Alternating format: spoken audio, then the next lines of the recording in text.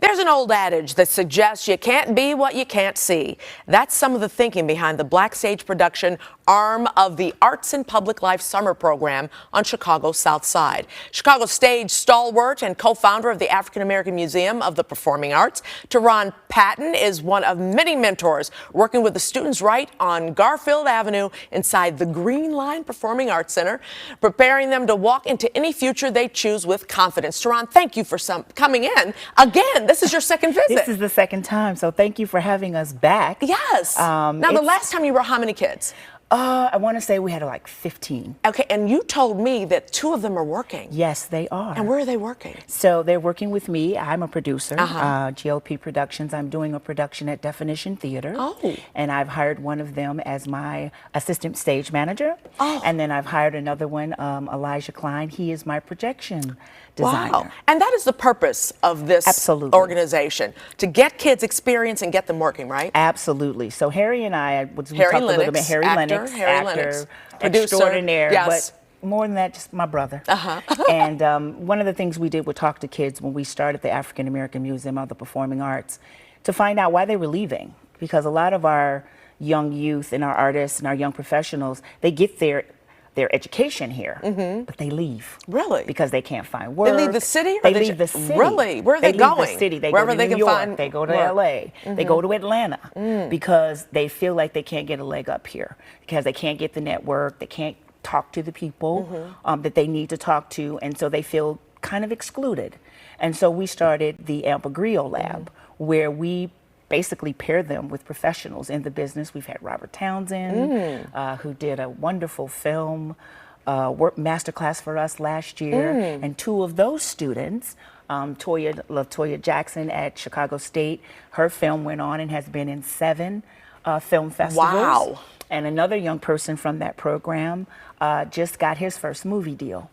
So it matters that it's not just a class. Yeah. That's what the AMPA Griot Lab is, how it's different. Yeah, let's talk about what they do, because it is not just a class. They're getting involved hands-on, right? Yeah, so with Robert Townsend, he literally, over 4 hours, he gave them his, spiel, his diagnosis of what screenwriting was, how to do it, what to do with it. So they talk to professionals in the business. Absolutely, but then he let them all pitch their movie. Ooh. And so what we're doing, and we're partnering with Arts in Public Life. This is our 2nd year with them, with their backstage production.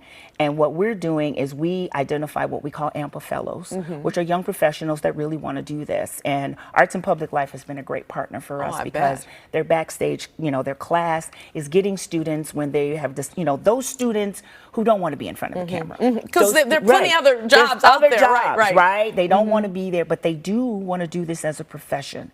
And so their professor, I'm going to call her name, Razor Wintercastle, she is known around the country for her expertise in backstage and stage management and backstage production. And so they get hands-on experience. I love that. This video we're showing, you can really see what they're doing. They get hands-on experience on what to do. I mean, we've had kids work Lollapalooza. She's had kids work the African Arts Festival. I love it. The DuSable. We give a festival every year, the Lily and Marcy Summer Fest. All of our crew came from Arts in Public Life. They were our crew, and they put up stages and did the concerts. So when they leave here, they're ready. They're ready. Right. And that's what's important, because education is great. I'm not saying it's great, but most young professionals, they get the education, they get the degree, and they think, okay, I'm going to be able to go out and I'm going to be able to get a job. Doesn't if you don't have happen the like that, experience. So what we want them to walk away with is they have things on their resume. So from last year,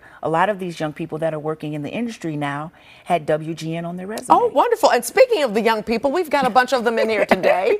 This is another group, right? Yes, this is the second group. Let's talk to Ryan. Now, Ryan, you were here last time, right? Yep. What have you gained? What type of experience have you gotten from this? Whew. So Backstage Productions is an amazing program to be in, and the experience that I gained is basically it's a lot of experience that I gained. It's a lot to think about. You think you can go out now and get a job and? Yeah, I think I'm ready for that. I think I'm ready for that. Yeah. This young lady right here, is this your first time in the group?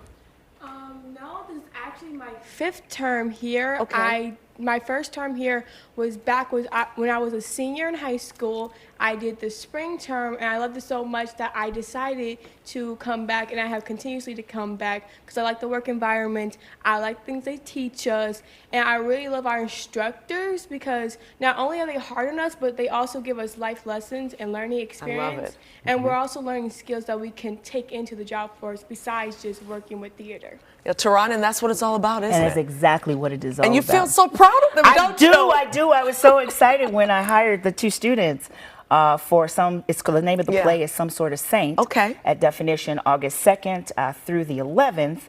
And I was happy to be able to interview them, and they were able to answer the questions. But more importantly, they came in ready. They had their portfolio. They had something that I could see. There's so They much knew- talent in the city and with the kids in the city. You know, we're always doing stories, negative stories. Yeah. But there's so much positivity out there in the city. And then, you know, I was listening, of course, to you and Tavis Tavis talking Smiley, about, you know, what's happening, you know, in the world and the DNC and all of that. And I think, you know, he talks about the voices that are not heard or the voices that are being ignored. And I think our young people, that's a lot of the discourse that we are seeing with our kids, is that they don't feel like they're being heard. When we're talking about these things, employment, unemployment, Right. and all of these things, these are the young people who are voting. And yet they don't get a chance to talk. Because these guys are 17 to 21, and 17 so to they're 21. voting. So they're voting yeah, age. they're voting and, right. age. And so when we talk to them one-on-one and we find out, you know, that there's this disconnect, what we want them to do is we want them to understand that the arts is a place that you can have a profession. Totally. Give me the AMP website for folks who want to get involved. So AMPA, it is www.ampamuseum.org. All right. And like I said, Arts and Public Life, like I said, this is our second year with them. And the students, it's amazing. I get a big kick out of Your kids. yeah, like seeing them go from here to profession, or even being able to recommend them for Yeah. a job, and they get it. And that's what this is all about, and that's why we're doing it. If we're going to be in the community, we need to listen to That's the community. right. Tehran, thank you so much for No, coming. thank Good you for luck to having you. us. Good luck, guys. You can find more information on this program and the work that they're doing with young people by visiting artsandpubliclife.org.